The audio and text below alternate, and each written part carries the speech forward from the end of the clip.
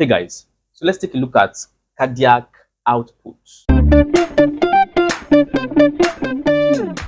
Right, so what is cardiac output?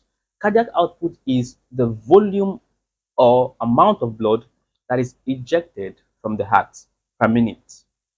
So in every 1 minute, the volume of blood that leaves the heart is known as the cardiac output. Now, how is this gotten?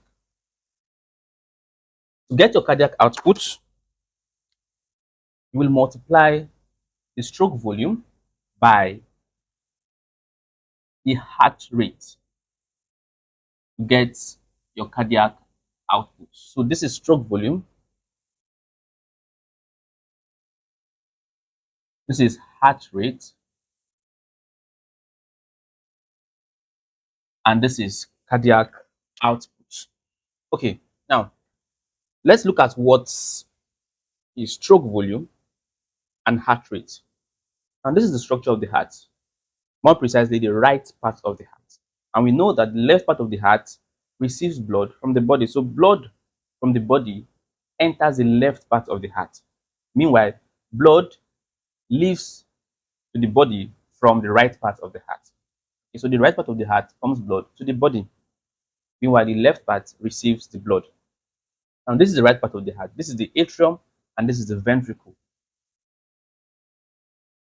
This structure of the heart shows the relaxed nature of the heart. So the heart is relaxed. And we said that when the heart is relaxed, it is termed diastole, right?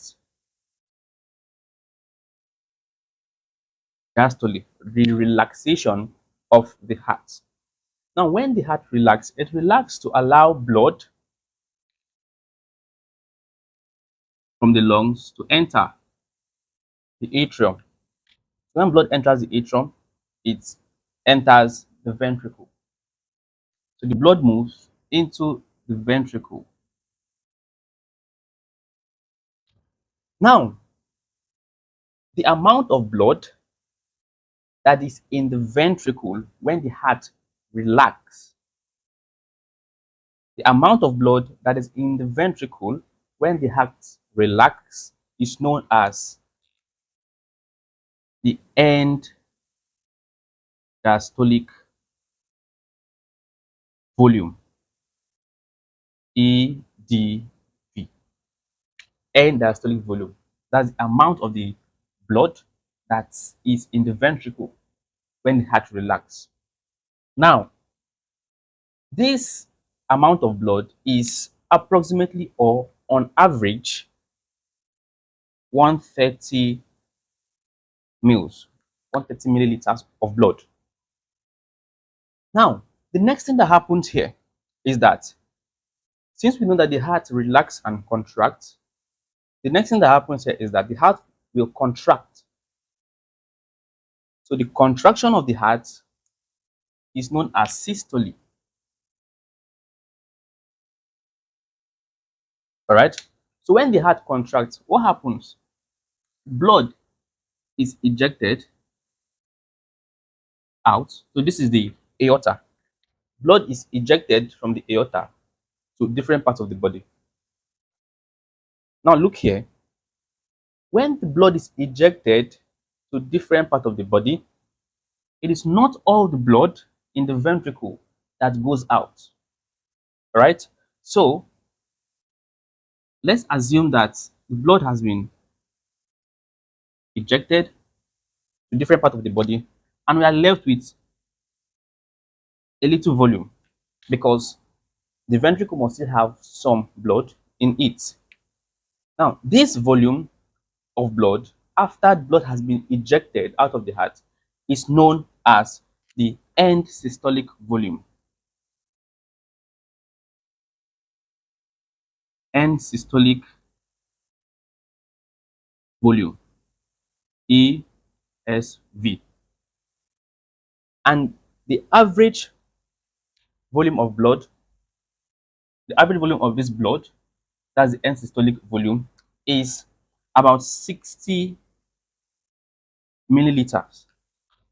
So when the blood contracts to push, when the heart rather contracts to push out blood, what happens is that 60 ml is still left or will still be left in the heart. All right. Now, let us now know what amount goes out. How do you now know what amount goes out? It is simple.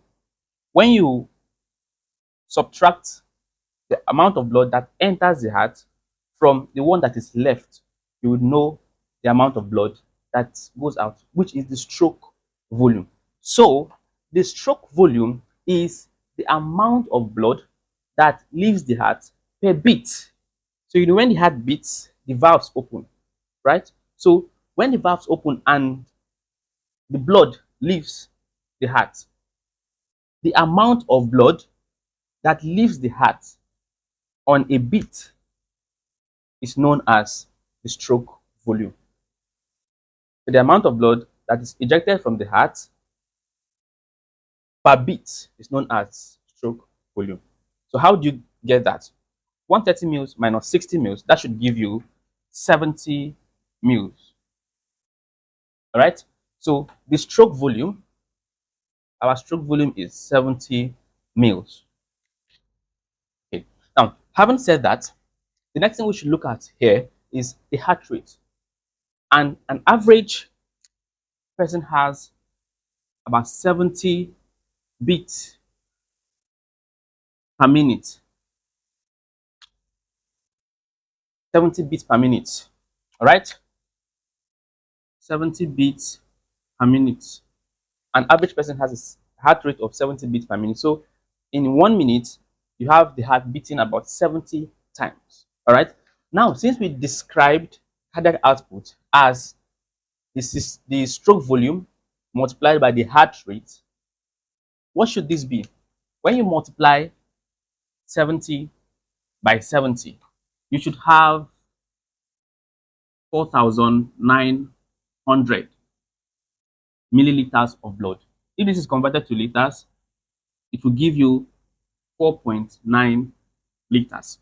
That means our cardiac output is 4.9 liters. So the body or the heart pumps about 4.9 liters of blood every minute. Every minute, the body pumps about 4.9 liters of blood. Now, this is dependent. This is just for the normal cardiac output, right? Now, cardiac output can decrease and it can increase. When you alter the stroke volume, the cardiac output can decrease or increase. That means if you increase the stroke volume, the cardiac output will increase. If you decrease the stroke volume, the cardiac output will decrease. All right. So the cardiac output is dependent on the stroke volume. And this happens differently in different persons. Okay. Now, different things can lead to different cardiac outputs, right? Now, those are called factors, factors that affect cardiac output. And I'm going to be discussing that in my next video, the factors that affect cardiac output. So this is an overview of what cardiac output is all about. Thank you and see you in my next video.